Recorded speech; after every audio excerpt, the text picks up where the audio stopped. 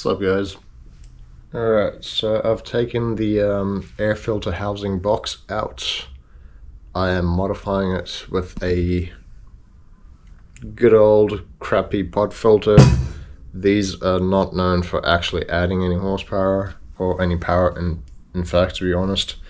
The only thing that they do is just really add some noise, just intake noise, and that's about it. I'm only doing it just for the fact that it clears up some space in the engine bay. So what I'm going to do is take these 4 bolts off and then slowly grind away at the side and try to get this pod filter to fit on like that.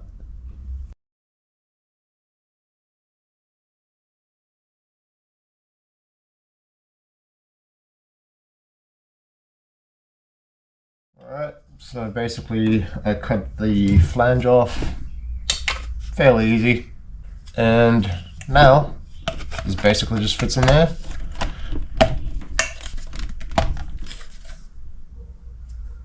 And that's that. This is what it looks like. I've basically tightened this, and now obviously with any sensor removal for the mass airflow and stuff like that, you always remove the battery. So basically chuck it right in the hole, put the sensor back on and line it up to where you want it to be and tighten her up. Can't get any more simple than that. And not only that, you got that much more space and a hot air intake now. Now that the pod filter is installed, I basically have this bad boy. I don't know why I'm doing these mods. They're like literally pointless as hell, but they're cool. It's basically a flexible LED panel that just pretty much lights up cool pictures and stuff. What's inside the box? It's basically a small LED flexible panel. You stick it into the USB power and smack it onto the windscreen and off you go. Alright, and just like that, that's what it basically does. It gives you a bunch of stuff that you choose to put on. It's mainly good for nighttime, but obviously during daytime you got to be a bit further away from it to see, and it needs to be a bit dark and dim for it to portray a bit of color. That's with it installed outside at the moment. Obviously with the sun, that's not going to allow you to see it properly, but we do have a remote. You can shut it off. You can put different things on and stuff like that. So the next upgrade is the head unit.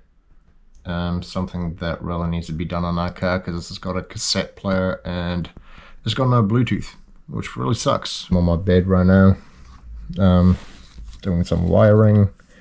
Gonna put this head unit in. It's one of the best head units I've had. I always take it out of every car I put it in when it comes to selling it. So anyway, I'm just doing this, and yeah.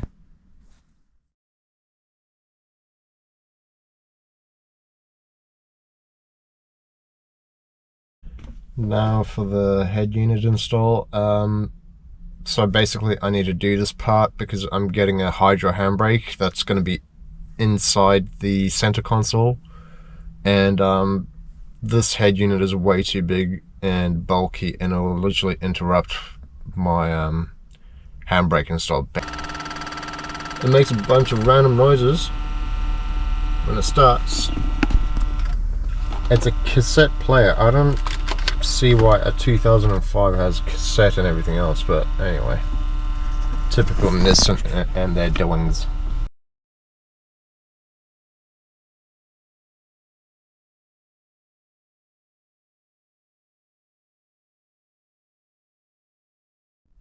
It doesn't line up properly because obviously this is an aftermarket unit, so I have to not do that and pretty much put new holes in here that realigns this head unit to what it's supposed to sit at. Gonna have a big gaping hole around it because I don't have the trims around for it, for the head unit itself. So I've basically figured out where the holes for this is. I've marked those holes out, and now I'm just going to do some drilling.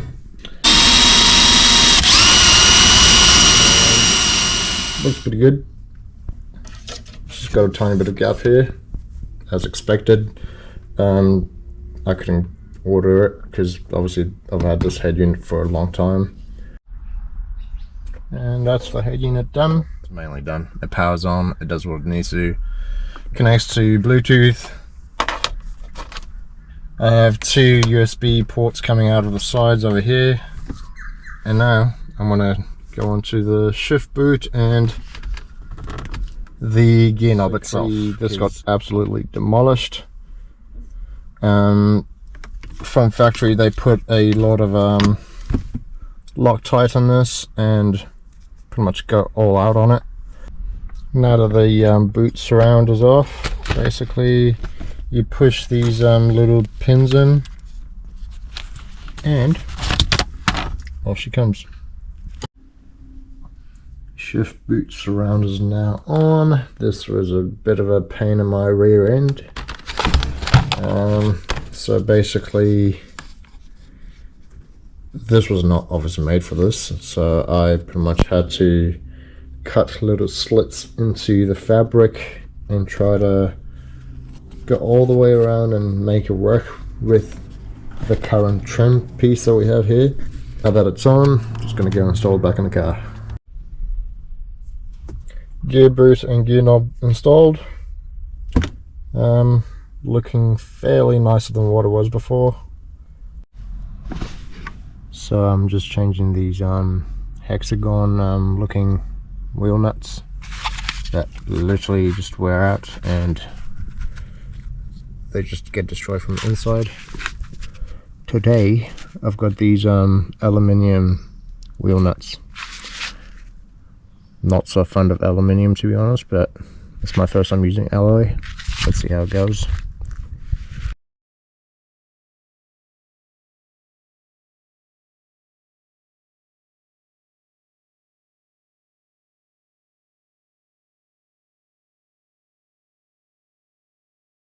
So basically, if you're using alloy wheel nuts, always torque them down and then have a fair few drives, torque them down again.